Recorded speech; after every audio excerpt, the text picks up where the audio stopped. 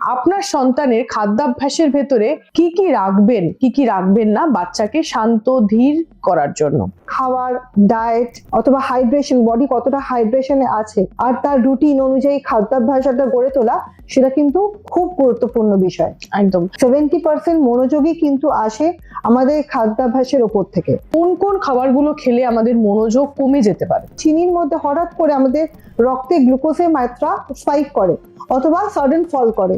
এতে কি হয়, বাচ্চার বিহেভিয়ারাল প্রবলেমস গুলো আসে। খাবারের মধ্যে প্রোটিন না থাকা, হাইড্রেশন না থাকা বডিতে, চকলেট, চিপস, বিস্কিট এগুলোই খেতে চাইছে এবং বাবা মারা শর্টকাট মেথড হিসেবে এটাই কিনে দিয়ে দেন। একটু বাবা মাকে সচেতন হতেই হবে খাবারের ব্যাপারে। খাবারের মধ্যে চিনি অ্যাড করবেন না, চিপস, কুরকুরে বা এই জিনিসগুলোকে বাদ দিতে হবে। বাচ্চাদের কি কি খাওয়াবেন? জল খাওয়ান বাচ্চাকে বেশি করে, খালি পেটেই জল খাওয়াতে হবে প্রচুর। আমাদের একটা প্রপার ডায়েট চার্ট দিন।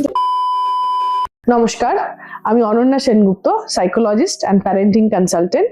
আমার ফেসবুক পেজে এবং আমার চেম্বারে রোজই আমি এরকম অনেক বাচ্চাদের সমস্যা পাই যাদের ভেতরে অ্যাটেনশনের প্রবলেম রয়েছে, অর্থাৎ মনোযোগের সমস্যা রয়েছে। এক জায়গায় চুপ করে বসছে না, সারাক্ষণই অস্থিরতা, কোনো ইনস্ট্রাকশন ফলো করছে না।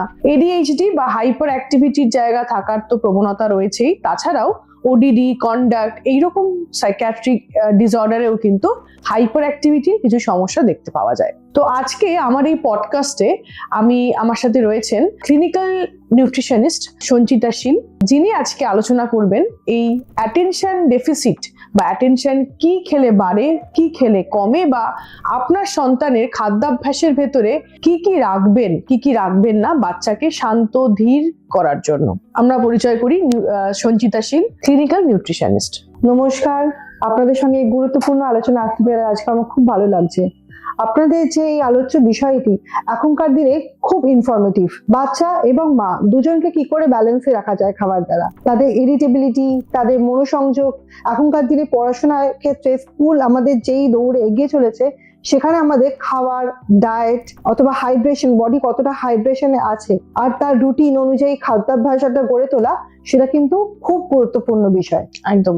আচ্ছা, আমাদেরকে একটু বলুন যে খাওয়া দাওয়া বা আমাদের ডায়েট প্ল্যান বা আমাদের ফুড হ্যাবিট কিভাবে অ্যাটেনশনকে ইম্প্যাক্ট ফেলে অ্যাটেনশনে, বা কোনো কি আদৌ কোনো রিলেশনশিপ আছে খাওয়ার সাথে মনোযোগের? দেখুন, নিশ্চয়ই আছে। প্রায় 70% আমাদের যে রিসার্চ থেকে পাওয়া যায়, 70% মনোযোগই কিন্তু আসে আমাদের খাদ্যাভ্যাসের ওপর থেকে। তো সেখানে আমাদের খাদ্যাভ্যাসের মধ্যে এরকম অনেক জিনিস থাকে, যেসব জিনিসগুলো আমরা ভুলবশত আমরা গার্জেনরাই দিয়ে থাকি বাচ্চাদেরকে। কি হতে পারে তার মধ্যে জিনিসগুলো? একটা হচ্ছে চিনি জাতীয় জিনিস। যে সমস্ত খাবারে বেশি থাকে সেগুলোর মধ্যে হচ্ছে আপনার ক্যান্ডি হতে পারে, বা কোনো রকম হেলথ সাপ্লিমেন্ট, হেলথ ড্রিঙ্ক হতে পারে, বা হট চকলেট হতে পারে, বা বেশি মিষ্টি বিস্কিট। এইগুলোতে কি হয়, বাচ্চাদের মধ্যে ইরিটেবিলিটিটা বাড়িয়ে দেয়। কেন বাড়ায়? কারণ চিনির মধ্যে হঠাৎ করে আমাদের রক্তে গ্লুকোজের মাত্রা স্পাইক করে অথবা সাডেন ফল করে। এতে কি হয়, বাচ্চার বিহেভিয়ারাল প্রবলেমস গুলো আসে। তো সেই জন্য চিনি জাতীয় দ্রব্য থেকে 1 নম্বর বাচ্চাদের ইরিটেশন আসতে পারে। সেকেন্ড থিং হচ্ছে বাচ্চাদের খাবারে ওমেগা 3 ফ্যাটি অ্যাসিডের কম থাকার কারণে। কেননা এই ওমেগা 3 ফ্যাটি অ্যাসিড এই হাইপার অ্যাক্টিভ বাচ্চাদের মধ্যে খুব কম থাকে। সেই জন্য ওমেগা 3 ফ্যাটি অ্যাসিডের যে সমস্ত গুণগুলো দরকার, যে বাচ্চাদের মাইন্ড ডেভেলপমেন্ট বা ব্রেন ডেভেলপমেন্ট, এই জিনিসগুলো বাড়ানোতে হেল্প করে। থার্ড থিং হচ্ছে আপনার খাবারে থাকা এই কালার, ফুড কালার্স বা কিছু এই প্রিজারভেটিভ, তো যেগুলো আমরা চিপস, কুরকুরে, কোনো ফাস্ট ফুডসে মেশানো এমএসজি, এইগুলো থেকে আমরা পেয়ে থাকি। এইগুলো খাওয়ার ফলেও এই একই জিনিসে দেখা দেয়। ফোর্থ থিং হচ্ছে বডিতে উপযুক্ত ফাইবার না আসা। ফাইবারের অভাবে কি হয়, আমাদের গাট ব্যাকটেরিয়াস গুলো ঠিক করে কাজ করে না, তার ফলে ঘুম ভালো হয় না, পেট পরিষ্কার না হলে বাচ্চাদের একটা চিড়চিড়ানি ভাবটা থেকেই থাকে, সেই সমস্ত জিনিস। আচ্ছা, আর লাস্ট নম্বর থিং হচ্ছে হাইড্রেশন। আমরা বাচ্চাদেরকে আজকাল উপযুক্ত পরিমাণে জল খাওয়াই না, তো সেই জল খাওয়ানোটা বডির ক্ষেত্রে খুব দরকার। একদম আমরা বুঝতে পারলাম, কিন্তু আমরা এটাও দেখি যে হয়তো বাবা মারা বারণ করছে, কিন্তু বাড়িতে যারা বড়রা রয়েছেন বা বাইরে থেকে কেউ এসছেন, তারা কিন্তু বাচ্চাকে এমন কিছু খাবার দিচ্ছেন যারা দিয়ে কিন্তু বাচ্চাদের এই হাইপার অ্যাক্টিভিটি বেড়ে যাচ্ছে। সে কারণে আমার চ্যানেলে কিন্তু আপনারা এরকম ভিডিও দেখতে পারবেন যে বাড়িতে যারা বয়স্করা রয়েছেন বা বাড়িতে অন্যান্য সদস্যদের কিভাবে সবাইকে প্যারেন্টিং এর প্রপার টেকনিক শেখাবেন। আচ্ছা, আমরা পরের প্রশ্নে যাই যে কোন কোন খাবারগুলো খেলে আমাদের মনোযোগ কমে যেতে পারে? এই যে জিনিসগুলো আমি বললাম, এই সবকটি কিন্তু মনোযোগ কম করার জন্য দায়ী। বেশি মাত্রায় চিনি খাবারে খাওয়া, তারপরে হচ্ছে আমাদের খাবারের মধ্যে প্রোটিন না থাকা, হাইড্রেশন না থাকা বডিতে, সেকেন্ড থিং হচ্ছে কালার বা ফুড প্রিজারভেটিভস এইগুলো মাত্রা বেশি থাকা খাবারে, এইগুলো হচ্ছে একদম। সবকটাই দায়ী আচ্ছা থাকে। আচ্ছা, কি খেলে, এটা আমাদের অনেক বাবা মারাই আমাদের কাছে এসে জানতে চান যে আচ্ছা কি খাওয়াবো, এগুলোই তো বাচ্চারা চাইছে, মানে এগুলোই খেতে চাইছে, চকলেট, চিপস, বিস্কিট এগুলোই খেতে চাইছে, এবং বাবা মারা শর্টকাট মেথড হিসেবে এটাই কিনে দিয়ে দেন। তো বাবা মারা কি দেবেন বাচ্চাদের যার জন্য ওদের মনোযোগের জায়গাটা একটু বাড়বে এবং এই যে স্থিতি বা এই যে একটু চঞ্চলতাটা একটু কমবে, সেটা কি ডায়েটের জায়গাটা কি হতে পারে? দেখুন, একটু বাবা মাকে সচেতন হতেই হবে খাবারের ব্যাপারে, একটু খাটতে হবে তার সঙ্গে।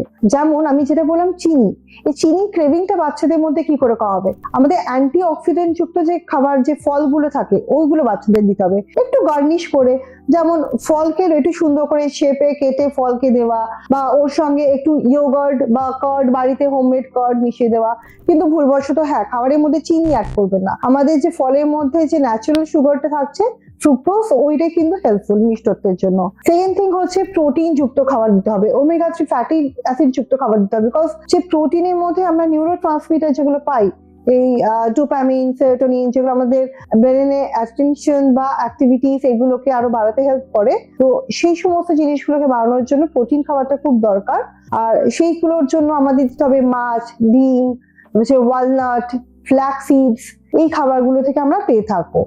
সেকেন্ড থিং হচ্ছে চিপস, কুরকুরে বা এই জিনিসগুলোকে বাদ দিতে হবে। বাদ দিয়ে তার জায়গায় দরকার হলে হোমমেড চিপস আপনি বাড়িতে বানিয়ে দিন, একটু চাল গুঁড়ো করে বানাতে পারেন, বা রাগি আটা মেখে ওইগুলো দিয়ে কিছু একটু পাস্তা বানিয়ে দিলেন বাচ্চাদেরকে, বা আপনি হয়তো ওটস দিয়ে বিভিন্ন রকম প্যানকেক বানিয়ে দিলেন বাচ্চাদেরকে।